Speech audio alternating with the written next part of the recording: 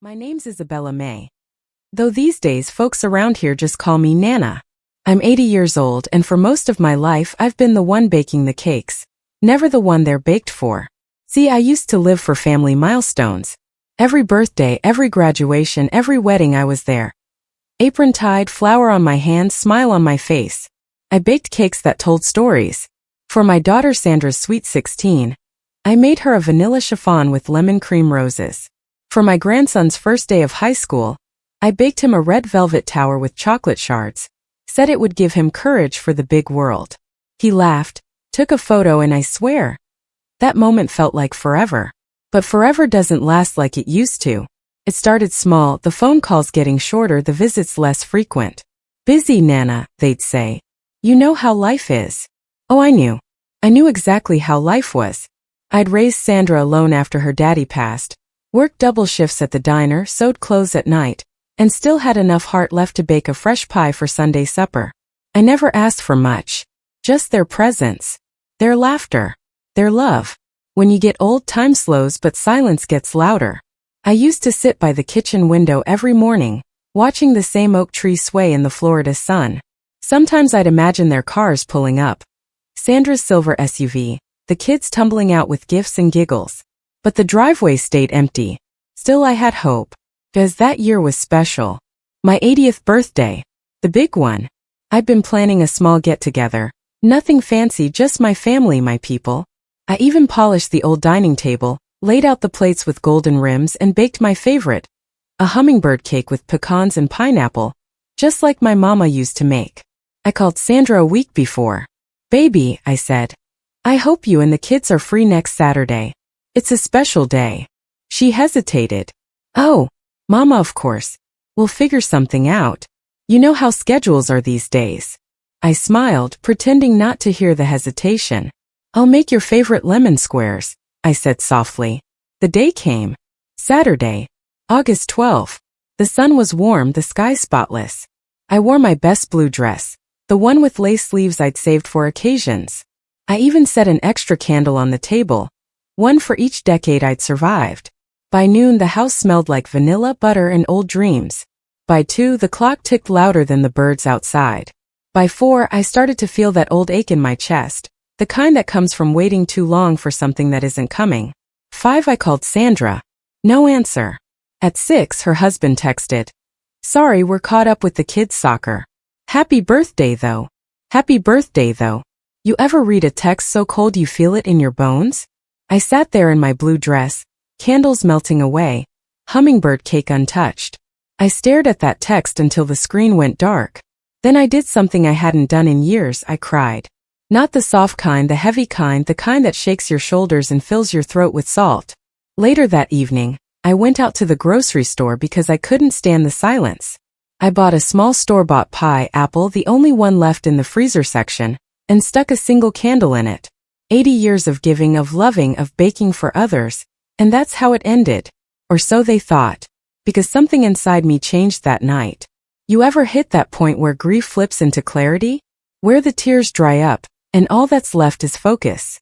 That was me, standing in that tiny kitchen with a plastic fork in one hand and a cold pie in the other. They'd forgotten my birthday. But I wasn't going to let them forget me. Over the next few days I started really thinking about everything I'd done for them. The college tuition I'd helped pay when Sandra's husband lost his job. The down payment I co-signed on for their Orlando home.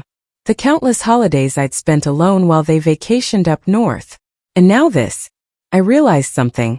They didn't just forget. They chose to. And when someone chooses to erase you, you have 2 options. Disappear quietly or remind them exactly who you are. So I started planning. If you've been with me this far, make sure to hit that like button, because this is where the story takes its turn. I decided that my 80th year wouldn't end with silence. Oh no, sweetheart. It would end with a bang.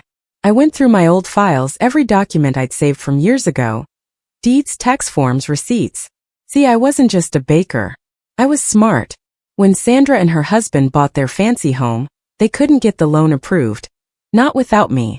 My credit, my signature, my backing had made it possible. And tucked in my drawer was something they'd long forgotten.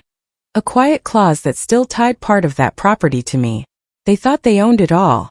They didn't. I'd been invisible too long, but now I had a plan. And when you've been invisible long enough, revenge doesn't feel cruel. Feels like balance. I remember that day so clearly. Sandra and her husband, Michael, had come to me looking desperate. "Mama," Sandra said, holding my hand across the table, "we found our dream home, but the bank won't approve the loan unless someone co-signs." I was skeptical. Michael had already switched jobs twice that year. But Sandra looked at me with those same big eyes she had when she was a little girl begging for an extra cookie. I couldn't say no. I signed the papers.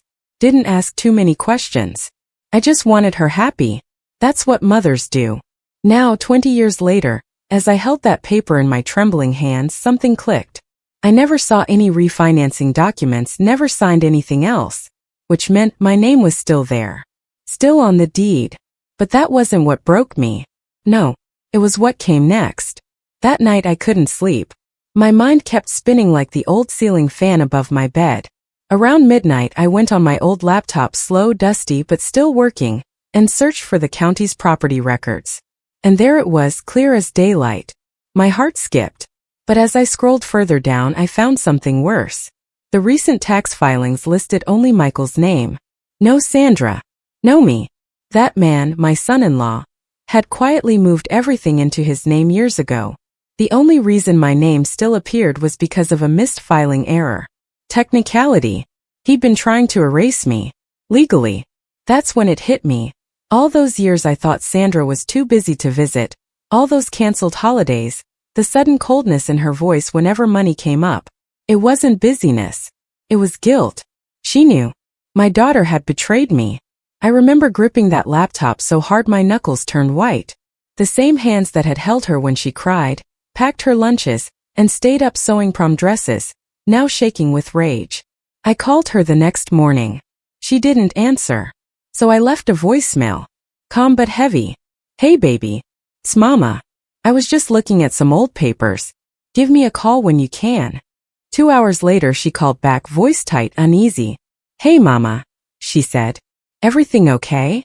"Oh, just peachy," I replied, keeping my tone light. "You know, I was cleaning up and found that old house document I co-signed for y'all. Funny thing, it's still got my name on it." There was silence. Then a nervous laugh. "Oh, that's just a mistake, Mama. Michael handled all that years ago." I could hear him in the background whispering, coaching her. I smiled to myself. "I'm sure he did, sweetheart. I just thought it was interesting how a mistake like that can still hold legal weight." Another silence. Then she said, "Mama, please don't make this complicated. We're handling our finances and..." "Handling them how?" I interrupted. "By cutting out the woman who gave you her life savings so you could have your dream house?" Her tone snapped. "Mama, it's not like that. You wouldn't understand." That's when I felt something break inside me. That last piece of softness gone. "I understand perfectly," I said quietly. "I understand you've been lying to me for years." Click. She hung up. And that was it. I stood there in my quiet kitchen, phone still warm in my hand, and something dark, something sharp settled in my chest. That wasn't just betrayal. That was a declaration. And I was done being the fool. I didn't sleep that night either. Instead, I opened a new notebook and started writing. Every detail. Every dollar I'd ever given. Every favor. Every receipt. See, revenge isn't about rage. Not at first. It's about precision, patience, planning.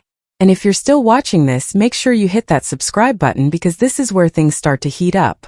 The next week, I went to the county clerk's office. Little old lady like me, carrying a folder of papers. Nobody batted an eye.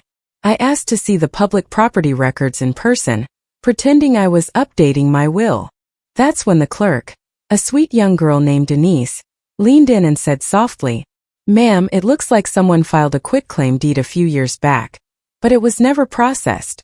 They must have missed your signature." I froze. "You mean they tried to transfer my share, without my consent?" She nodded. "Yes, ma'am. It looks that way." I thanked her, walked out calm, and the moment I reached my car I laughed. A low, bitter laugh that echoed through the empty parking lot. They tried to erase me and failed. That's when I knew I had power again. But here's the thing about revenge. It's not just about making someone pay. It's about making them feel what you felt. Every ounce of neglect, every crack of heartbreak, every silent birthday. So I waited, listened, gathered information. I still had friends in town, old customers from the diner who'd seen Sandra and Michael around. One of them mentioned seeing my lovely daughter, having dinner with a realtor, the kind that sells high-end homes. My eyes narrowed. They were planning to sell. They wanted to cash out on my name, my credit, my sacrifice. That night, I poured myself a cup of chamomile tea, turned on the old radio, and stared at the candle burning on my table. The flame flickered like it was whispering to me. They thought I was weak. They forgot who taught them strength. When you've given everything, your youth, your money, your love, and still end up forgotten, something inside you changes. The night after I discovered the truth, I sat by my little kitchen table, the same one where Sandra had eaten pancakes as a little girl, and I stared at that stack of papers again. My hands shook, but it wasn't from age this time. It was fury, quiet, simmering, almost elegant. You know what's funny?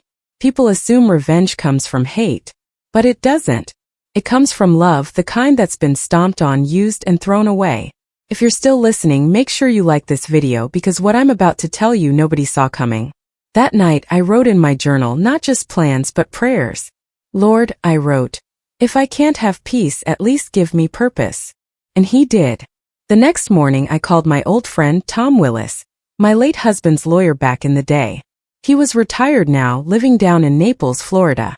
Isabella, he said, voice rough with age. Haven't heard that voice in years. I smiled softly. Well, Tom, I need a bit of friendly advice. The kind that don't need to be logged in any official book. He chuckled. Oh Lord, what kind of trouble are you stirring up? I told him everything about the deed, the lies, the way Sandra and Michael tried to erase me. He was quiet for a long time before saying, technically, if your name is still on that property, you have rights. Big rights. You could even file a lien or... He paused. You could sell your half. To anyone you want. My eyes widened. Sell it. Sure. Your name's on the deed, you can sell your share. Even to the highest bidder. Could be an investor. Could be a total stranger. And just like that, the idea was born. But before I acted, I wanted them to feel the silence. The weight of what they'd done. For the next few weeks, I went ghost. No calls. No texts. No Sunday check-ins. And funny enough, neither of them noticed. Not once. Until one day, a certified letter arrived at their doorstep, signed, sealed, and stamped. Notice of intent to sell property share. 2 days later, my phone rang. I didn't even have to look at the caller ID. Mama, what is this? Sandra's voice trembled, panicked. I took my time answering. Oh, that's just me exercising my legal rights, sweetheart. The house is still half mine, remember? Mama, you can't do this. We live here. The kids. I cut her off, my tone colder than she'd ever heard. The kids who couldn't bother to call their grandma on her 80th birthday? The ones you taught to forget me. Mama, please, Michael's the one who... No, Sandra, I said, voice steady. You made your choices. I'm making mine. Click. I hung up first this time. If you're still with me, don't skip because from here on out the story doesn't just hurt, it burns. That week, I met a man named Victor through a local property agent. He was young, ambitious, and had a grin that said he smelled opportunity. I buy complicated properties, he told me. Divorces, co-ownership disputes, things like that. I leaned forward, smiling politely. You don't say. He offered me a fair price, not life-changing money, but enough to make a statement. Enough to shake their world. Deal, I said. When the paperwork was finalized, I mailed one last letter to Sandra and Michael. No anger. No bitterness. Just a single line. You forgot my birthday. I remembered everything else. Then I signed my half of the property over to Victor, who wasted no time sending them an eviction notice. See, Sandra had assumed the house was theirs free and clear. But now she had a new co-owner. One who wanted to renovate and resell. And the law was on his side. Their perfect little suburban life began to unravel, one paper at a time. Michael called me next, yelling, cursing, threatening lawsuits. You old witch, he shouted. You ruined us. I stayed calm. No, Michael. You ruined yourselves when you forgot the woman who made it all possible. He hung up. I imagine he threw his phone. The news traveled fast around the neighborhood. Sweet old Isabella sold her share and kicked them out. People whispered. Some pitied them, some admired me. But what nobody knew was that it wasn't over yet. Because as their world crumbled, I'd already begun planning the next move. The one that would hurt where it really mattered. I started contacting Sandra's old art school, her friends, and the church she used to attend. I told them quietly, gently, about how she hadn't visited me once in 3 years. How she let her husband erase me. Oh no, Sandra, they'd whisper. Not her. Yes, her. Reputation. Legacy. The things people think can't be touched. That's where I aimed next. But I didn't do it out of cruelty. I did it because she needed to feel the emptiness she gave me. The loneliness of sitting in a quiet house, surrounded by memories nobody wanted anymore. When you've been forgotten, your pain doesn't fade, it ferments. It turns sweet and sour at the same time. You stop asking why and start whispering, "Watch me." I'd already set the storm in motion. The property sale was done, the eviction notice delivered. But deep down that wasn't enough. They'd taken years of my life, my love, my worth, and a piece of paper wasn't going to balance the scales. No, my dear. This was personal. If you're still with me, make sure to like this video because what happens next isn't something you'll forget. 3 weeks after the notice, I heard from a neighbor that Sandra and Michael had packed up half their things and were looking for a temporary place. They'd even tried to plead with Victor, the investor I'd sold my share to. But Victor was a businessman, not a sentimental fool. Renovation starts in a month, he told them. You'll need to vacate. And vacate they did, bitter, embarrassed, forced to move into a cramped rental on the edge of town. Sandra called me once, voice broken. Mama, please. We don't have anywhere to go. Michael's furious. The kids are crying. Please don't do this. I closed my eyes, feeling that tremor of old motherly instinct. But then I remembered my 80th birthday. That cold pie. That lonely silence. I already did it, Sandra, I said softly. You did this to yourself. She tried to speak, but I hung up. And this time I didn't cry. Not a single tear. But revenge isn't always one act. Sometimes it's a symphony, slow building and deliberate. You see, Michael wasn't just greedy. He was careless. I'd known that from the start. I used to see him at the casino down on Orange Blossom Trail, back when I'd drive home from my church meetings. He'd sit there with his fancy suits and cheap whiskey, betting money that wasn't his. So I decided to make a little call.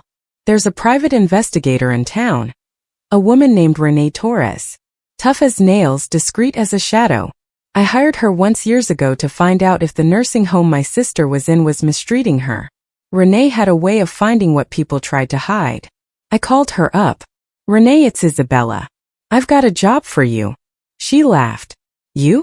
At your age? I smiled into the phone. Oh, honey, I'm just getting started. I told her everything. Michael's gambling, the property, the way he manipulated Sandra. She agreed to look into it. 2 weeks later, she sent me a thick envelope. Inside, photos, bank records, casino slips, even a few screenshots of messages between Michael and some woman named Dee. Oh, I gasped when I saw it. The same man who called me a burden had been wiring money to another woman in Vegas. Not just gambling, but cheating. Using Sandra's name on the accounts. It was like God himself handed me the final card. Now listen, I didn't want to destroy Sandra. I wanted her to see the truth. To open her eyes. But Michael? He needed to fall. So I called Sandra again. This time calm as a breeze. Come by the house, I said. There's something you need to see. She came the next morning, tired, pale, her eyes red from crying. I made her tea, sat her at the table, and slid the envelope across. What's this? She asked. Proof, I said. Proof of the man you defended. She hesitated, then opened it. With every photo, her breathing changed. With every page, her hands shook. When she finally looked up, her face was wet with silent tears. Mama, she whispered, voice breaking. How long have you known? Long enough, I said. But I wanted you to know it too. She sat there, staring into nothing, whispering to herself. He told me you were crazy. He said you were trying to ruin us. I leaned forward, my tone soft but cutting. No, baby. I was saving you. You just couldn't see it yet." She left without another word. And that night, Michael was arrested. Turns out, one of those fake business accounts was tied to fraudulent tax claims. Renee had tipped off the authorities quietly, anonymously. I didn't even have to lift a finger. And just like that, justice started to move. A week later, Sandra came back to see me. She looked smaller somehow, fragile, like she'd finally stopped pretending. "I filed for divorce," she said quietly. "I told the kids everything. They hate me right now, but I told them the truth." I poured her another cup of tea. "It's never too late to be honest." She looked around the house, the same house where she'd once stomped her teenage feet, where we'd baked cookies, where she said she'd always take care of me. "Mama," she whispered, "why didn't you just tell me sooner? Why do you have to go this far?" I looked her straight in the eyes. "Because you wouldn't have listened until it hurt." We sat in silence. She cried quietly. I didn't comfort her. Sometimes love looks like cruelty, especially when it's the only thing left to wake someone up. If you're watching right now, don't forget to subscribe, because the end of this story, it'll break your heart and put it back together. After Michael's arrest, I donated half the money from the property sale to a veterans fund, the same kind my late husband once dreamed of supporting. The rest I used to fix up my home. Fresh paint, new windows, peace. Sandra started visiting again, first once a week, then more often. The grandkids came too, awkward at first, but soon enough they were laughing in the kitchen again, licking frosting from spoons just like old times. But there's something she still doesn't know. She doesn't know that I never needed to sell the house to Victor. I could have revoked my claim. I could have given it all back. But I didn't, because sometimes you have to let people lose everything to understand what they had. And now, they remember me. Every single day. Every time Sandra drives past that old neighborhood, she sees the new house Victor built. Modern, cold, expensive. She says it looks like it doesn't have a soul. And she's right. Because that house lost its soul the moment it lost me. So if you've ever been forgotten, if someone's ever made you feel small, invisible, replaceable, remember my story. Remember Isabella. Because sometimes revenge isn't about hate. It's about reminding the world that you mattered.